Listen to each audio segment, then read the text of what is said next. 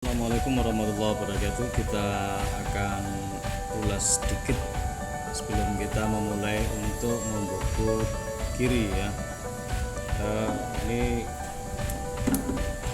Bapak pelankan terlebih dahulu agar perputarannya kita bisa melihat benar-benar ya. Jadi ini biasa kita gunakan untuk merubah arah gerakan dari eretan ini ya, dari transporter ini menjadi kiri atau kanan. Kita coba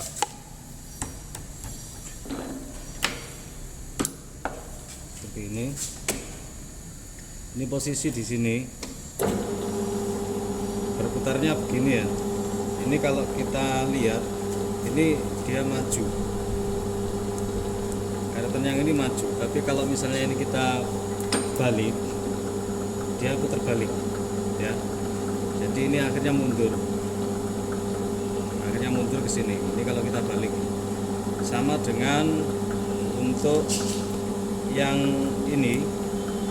Kalau kita lihat ini perputarannya ke sini, dan ini kalau kita balik seperti ini, perputarannya balik ke sini.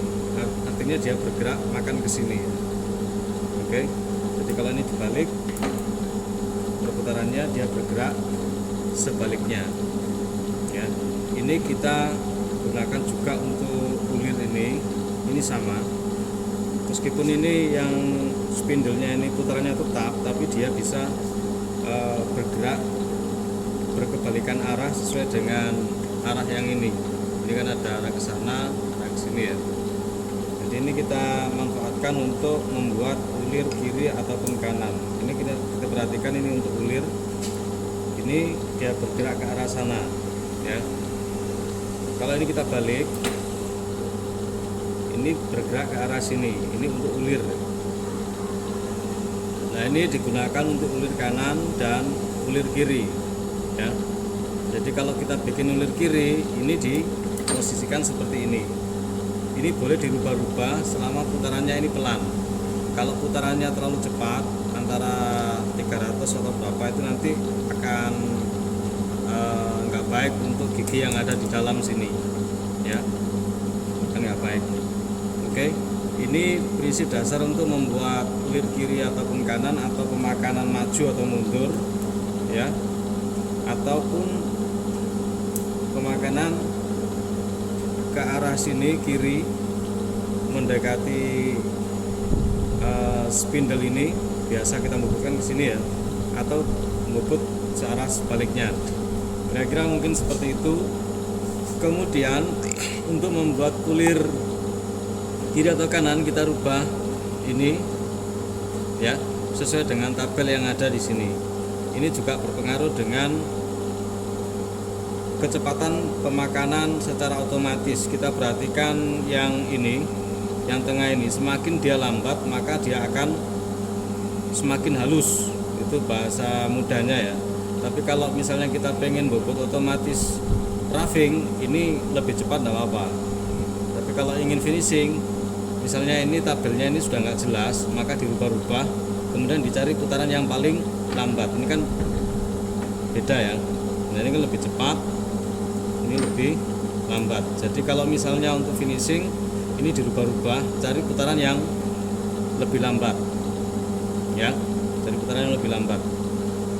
Dan didengarkan suara mesin. Ini kalau kita rubahkan dia pindah gigi, karena tidak ada koplingnya, maka dipastikan posisinya aman, tidak jeglak-jeglak seperti itu ya. Kalau putarannya rendah itu aman, tapi kalau putarannya tinggi itu nanti nggak bagus untuk mesin, artinya mesinnya cepat rusak. Dikhawatirkan seperti itu, karena perpindahan giginya nanti dia tabrakan ya, mesti tabrakan nanti yang mekanisme yang ada di dalam sini. Oke, mungkin sekitar itu ya untuk awalan. Jadi kalau kita bobot kiri atau kanan, kita gunakan ulir yang ini. Kita bisa memulainya sama caranya untuk membobot ulir yang biasa ya, ulir yang kanan itu. Kanan atau kiri itu masukannya begini. Jadi kalau misalnya ini kita balik ulir kiri, nanti masuknya mur itu ke arah kiri ya. Itu maksudnya ulir kiri kanan. Jadi Jadi kalau misalnya ulir kanan, dia nanti begini, masukannya diputar ke arah kanan, tapi kalau ulir kiri dia masukannya ke arah kiri, seperti itu ya. Oke, ini dinolkan terlebih dahulu, kemudian baru kita bisa menggunakan ya. Dipastikan posisinya aman. Ini yang penting itu dipastikan posisinya aman terlebih dahulu.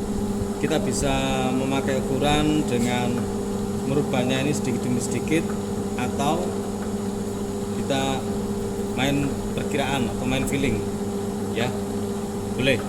Tapi kalau main feeling itu perlu jam terbang ya. Jadi ini diposisikan seperti ini. Nah ini kan dia sudah mulai mengulir. Ini dia masuk, kemudian nanti pada saat putaran balik dia ngerilis, berkebalikan dengan yang kemarin ya, berkebalikan dengan yang kemarin. Ketika kita membuat ulir kanan, dibiasakan misalnya segini, kemudian ini dibiasakan ya, oh kira-kira feelingnya sekian, tambah masuk. Oke, kita demokan. Jadi arahnya berkebalikan. Ini kalau pelan, nah ini kan udah masuk ya, ngerilis seperti ini, kemudian masuk. Nah dirasakan kira-kira feelingnya sekian.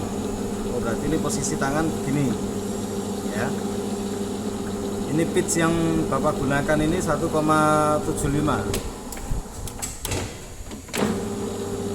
Kalau sudah terbiasa, kita bisa dengan kecepatan yang lebih tinggi.